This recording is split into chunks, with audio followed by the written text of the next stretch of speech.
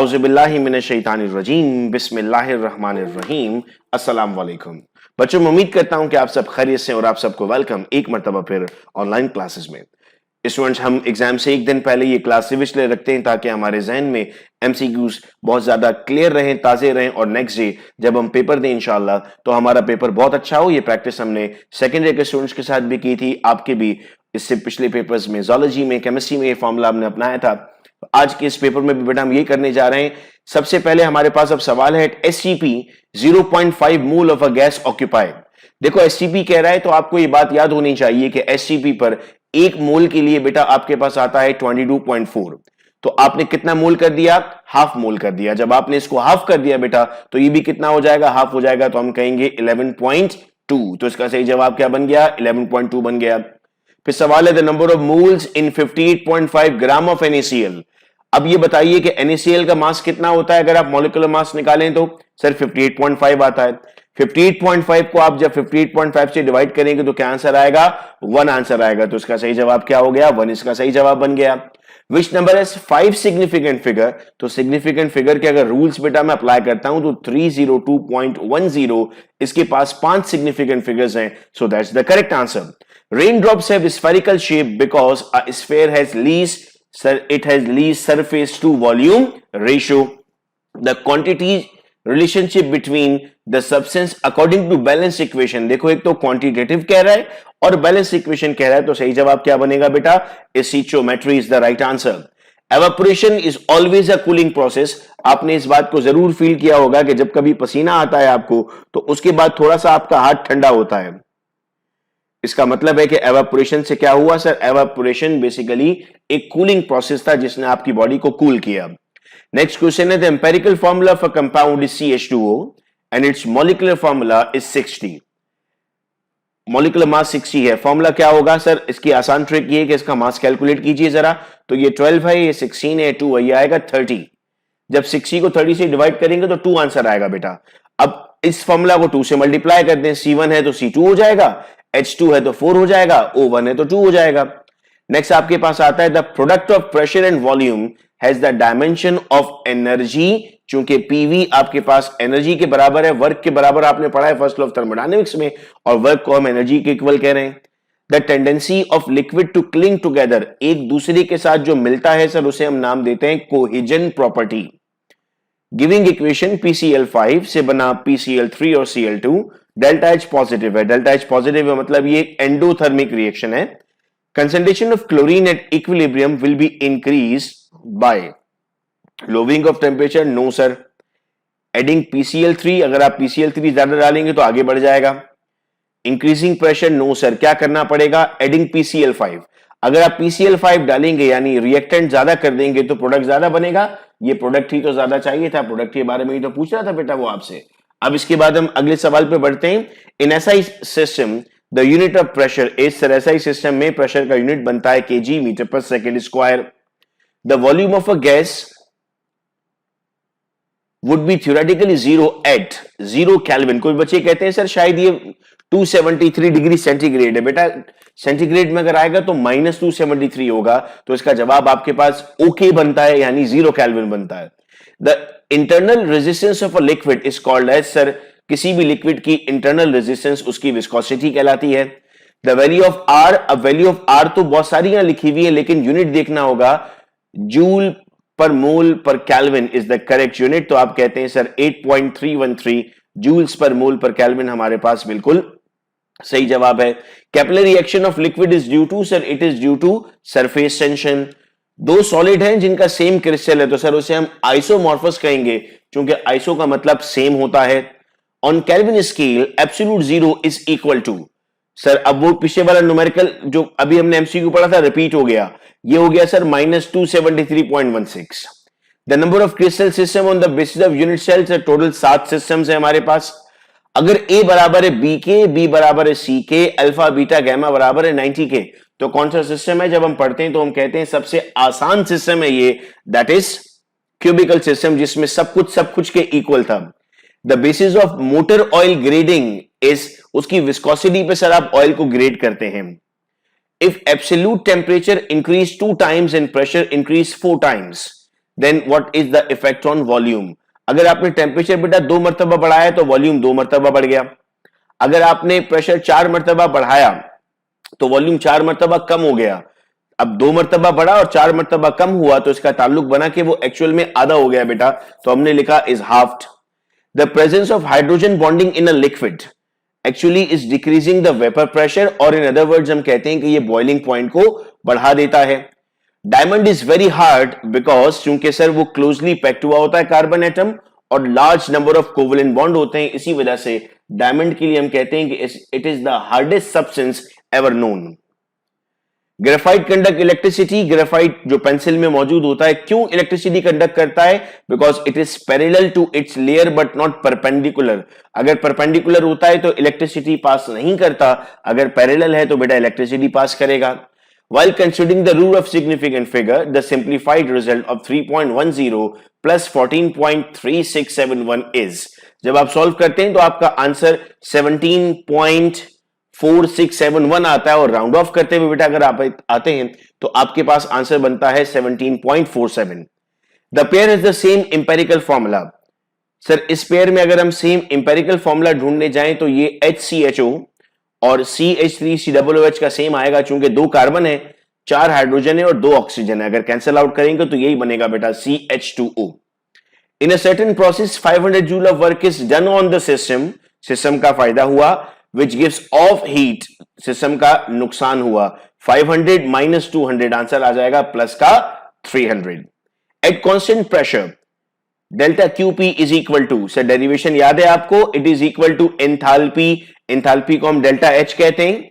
Pressure volume work is given by, sir it is given by P delta V। इसको हम बेटा कहते हैं, ये प्रेशर वॉल्यूम वर्क की इक्वेशन होती है हमारे पास, P delta V। The ratio of force to pressure is equal to, sir it is equal to area. 10 calories is equal to, अगर ये 1 कैलोरी होता तो हम 4.184 कहते। बहुत बच्चे अभी भी समझते हैं 4.184 आंसर है, लेकिन इसने क्या कह दिया आपसे, इसने 10 कैलोरीज कह दिया। अगर 10 कैलोरी का तो बेटा आप जवाब 10 से मल्टीप्लाई करके आएगा, that is 41.84। The relationship between H, E, P and V is of system given by, जब आप डेरिवेशन करते हैं तो उस वक्त आप कहते हैं कि sir it is equal to, यानी enthalpy is equal to E plus P delta V। The reaction in which heat is evolved, heat बाहर निकलती है, वो एक्सोथर्मिक है। For an exothermic reaction sign of H, delta H बेटा एक्सो के लिए हमेशा नेगेटिव होगा और उसमें हमेशा पॉजिटिव होगा एंडो के लिए। हेसिस लॉ किससे डील करता है? Sir it deal with the enthalpy change of reaction. E plus PV क्या है? Sir that is enthalpy. अभी ऊपर हमने ये बात की है, देखो थोड़ा सा लफ्ज घुमा फिराकर पूछता है, आपके पेपर में भी ऐसा ही हो रहा है कि अल्फाज थोड़े से घुमा फिराकर पूछे जाते हैं। The entropy is an example of, sir, it is an extensive property। अब सवाल आता है सर एक्सटेंसिव प्रॉपर्टी क्या होता है? वो प्रॉपर्टी जो मास पर डिपेंड करती है वो एक्सटेंसिव है, और जो मास पर डिपेंड नहीं करती वो इंटेंसिव कहलाती है। All of the following are intensive except, पानी का सरफेस टेंशन, डेंसिटी, किसी भी सॉलिड का मेल्टिंग पॉइंट क्वांटिटी के हिसाब से नहीं चलता, वो सेम रहेगा, लेकिन मास तो बदलता है ना, तो तमाम की तमाम इंटेंसिव है सिवाय मास के। 1 जूल किसके बराबर है? अब देखो 10 था, 41 के बराबर ना, तो अब हम कहते हैं, अब ये देखो उल्टा कर दिया सवाल। यहां पर आपको कैलोरी से जूल पूछ रहा था, अब यहां पर आपको क्या पूछ रहा है? 1 कैलोरी किसके इक्वल है? मैं नेक्स्ट क्वेश्चन पे ये क्वेश्चन था, अब देखो पूछ रहा है 1 जूल किसके इक्वल है, तो याद रखना it is equal to 0.239।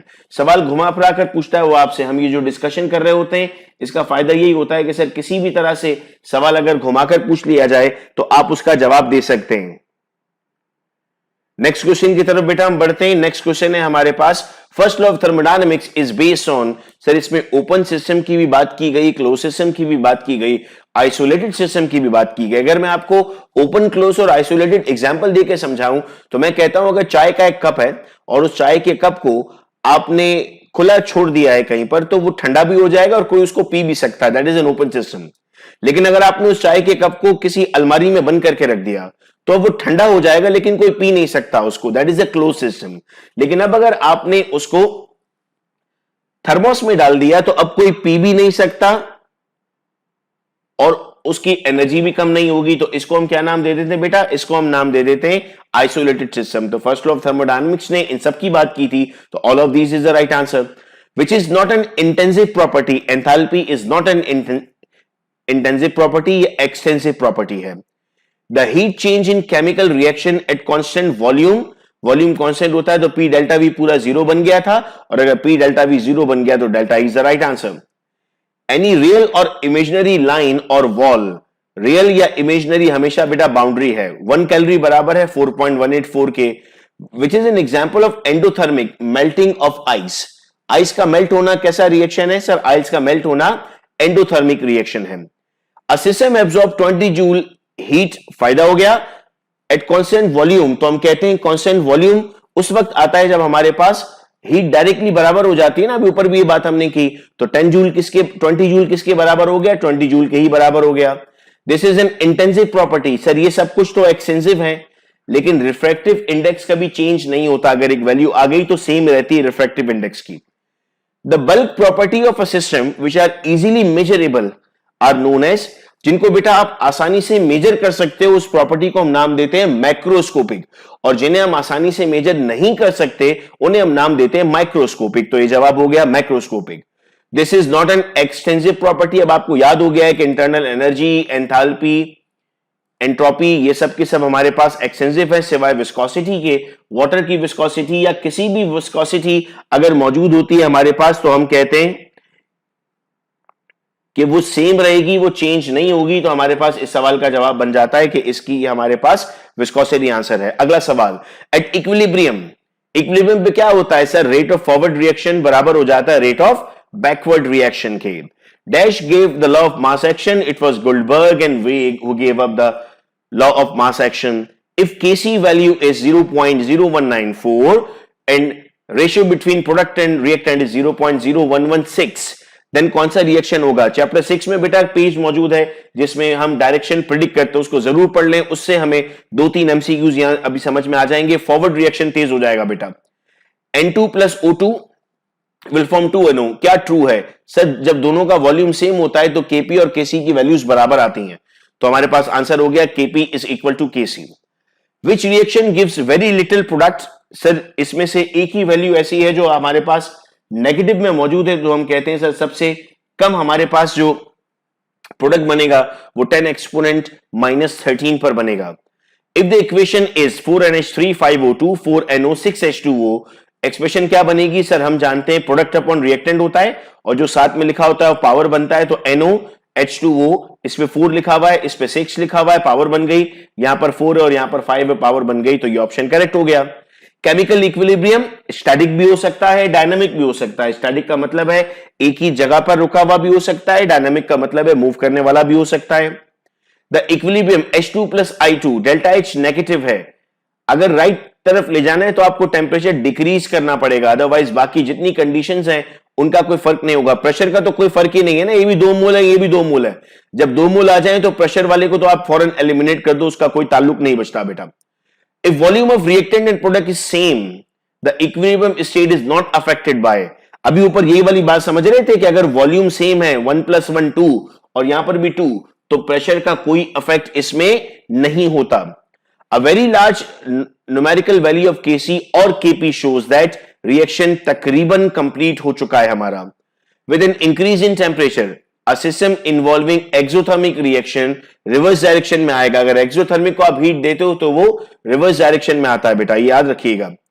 For the direction 2NH3 N2 + 3H2 the relationship, अब यहां 2 हैं बेटा मोल, यहां पर कितने 3 + 1 4 मोल है, तो इसमें हम कहेंगे now Kp is greater than Kc। For a reversible reaction if the concentration of reactant are double then the equilibrium constant, याद रखना इक्विलिब्रियम कांस्टेंट कभी नहीं बदल सकता क्योंकि वो कांस्टेंट है, वो सेम रहेगा। Which of the following can give order of reaction? Rate law से मालूम करते हैं ना order of reaction.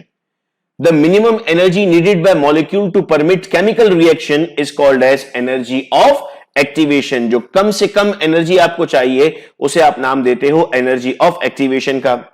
Which one of the following solution is basic? इनमें से कौन सा सॉल्यूशन बेसिक है? तो हम कहते हैं sir sodium carbonate is a basic solution. Aqueous solution of Na2CO3, वही बात ऊपर बेटा यहां देखो 2 मुख्तलिफ तरह से पूछी हुई है, इस तरह रिपीट होता है सवाल। Oxidation state of oxygen in Na2O2 sir -1 आता है, चूंकि ये +2 हो जाएगा तो उसके साथ कैंसिल आउट हो जाएगा। Colour of universal indicator in strong basic medium is purple. इसके कलर्स पे 3 सवाल मैंने अभी आगे आपसे पूछे हैं, चूंकि इसके कलर्स पर हमें सवाल पूछे जाते हैं पेपर में, तो उसका हमने बड़ा ख्याल करना है कलर्स का। The oxidation number of chromium is +6, आप कैलकुलेट करते हैं, मैंने वीडियोस भी सेंड की थी आप लोगों को ग्रुप्स में, चैनल पर भी आप अगर लिखते हैं साकिब कुरैशी ऑक्सीडेशन नंबर तो आपको इसकी ट्रिक पर वीडियो भी बेटा मिल जाएगी। If the rate of reaction is independent, sir if it is independent तो ये बन जाएगा 0 order. The addition of a catalyst to reaction changes, आप जब कैटलिस्ट डालते हैं तो वो क्या चेंज करता है सर? बेसिकली कैटलिस्ट चेंज करता है हमारे पास एनर्जी ऑफ एक्टिवेशन को, तो हम कहते हैं सर ये एनर्जी ऑफ एक्टिवेशन चेंज कर रहा है। The change in concentration of reacting substances in a unit time, time आ जाता है बेटा तो रेट लग जाता है, आप कंसेंट्रेशन चेंज की बात कर रहे हो तो बन जाएगा rate of a reaction. In metal conduction is due to movement of electrons, electron move कर रहे हैं जिसकी वजह से ये कंडक्शन हो रही है। A catalyst is a substance which increase the rate of reaction as it lowers the energy of activation. The oxidation number of oxygen, वो वीडियो जरूर बेटा देख लेना ऑक्सीडेशन नंबर वाली, ताकि ऑक्सीडेशन नंबर के जो सवालात हैं वो आप क्लियर कर सकें। The branch of chemistry which deals with the study of reaction is called as chemical kinetics, आपका चैप्टर नंबर 8 इसी नाम पर है। Reaction with high activation energy, जिसकी एक्टिवेशन एनर्जी बेटा ज्यादा होगी वो हमारे पास स्लो रिएक्शंस होते हैं, तो हम कहते हैं स्लो रिएक्शंस हैं ये sir. The reaction which involve both oxidation and reduction are called as, इसको सर रिडॉक्स रिएक्शन कहते हैं। रिडॉक्स टाइट्रेशंस आप लोगों ने परफॉर्म की होंगी प्रैक्टिकल्स में, हमारी बॉडी में जो रेस्पिरेशन हो रही है ये एक रिडॉक्स रिएक्शन है। The rate of reaction decreases as the reaction proceeds, जैसे जैसे रिएक्शन आगे बढ़ता जाएगा तो कम वक्त लगेगा उसको। अब the number of moles of solute पर 1 dm³, ये मोलैरिटी है। अगर बेटा यहां पर हो जाता 1 kg तो ये मोलैलिटी बन जाता। The colour of universal indicator in neutral solution it's green. The reaction of ions with water so as to change its pH is called as hydrolysis. The aqueous solution of NH4Cl as it produce HCl will be acidic. The aqueous solution of NaCl will be neutral. The process in which water molecule get attached with the solute ion और molecule, इस process को बेटा हम नाम देते हैं hydrolysis. This salt will hydrolyse in water, NH4Cl hydrolyse हो जाता है पानी में, HCl जैसे अभी हमने कहा। कॉपर सल्फेट जब वाटर से रिएक्ट हो रहा है तो आपके पास सल्फ्यूरिक एसिड बन रहा है, यानी ये सॉल्ट क्या हो गया है? बेसिकली हाइड्रोलाइज हो गया है, OHS के साथ आकर लग गया है। देन वाटर ऐड हो रहा है, वाटर ऐड होने को हम हाइड्रेशन कहते हैं इसमें। अब आप कहेंगे सर इसमें और इसमें क्या फर्क है? हाइड्रोलिसिस में ब्रेकडाउन हुआ है ना बेटा, कॉपर सल्फेट से कॉपर हाइड्रोक्साइड बन गया, लेकिन यहां पर देखो ऐड हो गया, पॉइंट लग गया है, 0.5H2 हो गया, तो इसे हम कहेंगे hydration. Breaking of OH bond से ब्रेक कब होता है? हाइड्रोलाइसिस में ब्रेक होता है। The colour of universal indicator in weak basic solution deep blue. अगर वो स्ट्रॉन्ग था तो उसमें क्या था हमारे पास? जब वो स्ट्रॉन्ग था तो उसमें हमारे पास पर्पल कलर बना था या इंडिगो कलर बनता है। The oxidation number of Mn in KMnO4 is +7। K का बेटा +1 है, O का -8 है, तो ये आपके पास +1 और -8 जब इक्वल टू के बाद जाते हैं तो साइन चेंज हो जाती है, तो 8 में से 1 आपने माइनस करना होता है, 7 आता है बेटा आपके पास। The oxidation number of S in H2SO4, oxidation number निकालना है, S का H2SO4 में 6 आता है बेटा जब आप इसको इस फॉर्मूला से कैलकुलेट करते हैं। The specific rate constant of chemical reaction is given bye K, ये स्पेसिफिक रेट कांस्टेंट का हमारे पास यूनिट है। These colligative properties of solution depends upon the number of particles. Sir जो colligative properties होती है वो डिपेंड करती है नंबर ऑफ पार्टिकल्स पर, तो हम कहते हैं sir that's the correct answer. फिर हम कहते हैं sir in zero order reaction, यानी ये ऐसा रिएक्शन है जो रिएक्टेंट पर डिपेंड नहीं कर रहा, तो फिर किस पर डिपेंड करता है? मोस्टली हम कहते हैं कि सर ये लाइट पर डिपेंड करता है। The rate constant depends upon, rate constant temperature पर बेटा डिपेंड करता है हमारे पास, तो हम कहते हैं सर टेम्परेचर इसका सही जवाब होगा। नेक्स्ट की तरफ बढ़ते हैं अगर हम, तो हम कहते हैं sir the ion, this ion has the greatest degree of hydration. जितना ज्यादा चार्ज होता है बेटा उतनी ज्यादा डिग्री ऑफ हाइड्रेशन होती है हमारे पास, तो Al+3 is the correct answer. Basicity of sulphuric acid, sulphuric acid का फॉर्मूला क्या है? H2SO4, 2 हाइड्रोजन है ना, इसीलिए 2 आ गया बेटा। Sulphur as an oxidation state of +4 in H2SO3। तो बेटा मैं उम्मीद करता हूं कि आप लोगों को अब ये बिल्कुल क्लियर था और जो 100 एमसीक्यूज हमने अभी डिस्कस किए वो डिस्कस करने के बाद हमारी बहुत सी प्रॉब्लम्स दूर हो गई होंगी। अब आपकी प्रैक्टिस के लिए एक गूगल फॉर्म टेस्ट जो पहले भी आप लोगों के व्हाट्सएप ग्रुप्स में सर्कुलेट किया था, बहुत सारे स्टूडेंट्स ने उसको सॉल्व भी किया था, और अगर नहीं भी सॉल्व किया था बेटा तो डिस्क्रिप्शन में मैं उसका लिंक ऐड कर रहा हूं, उसको आप सॉल्व कर सकते हैं। उसकी एक्सप्लेनेटरी वीडियो भी चैनल पर मौजूद है। यानी अब आपके एमसीक्यूज की जो 43 मार्क्स हैं इंशाल्लाह वो पूरे आपको मिलेंगे। बहुत शुक्रिया आप तमाम का इस वीडियो लेक्चर को सुनने का। अपना बहुत ख्याल रखिएगा आप सब लोग। अल्लाह हाफिज।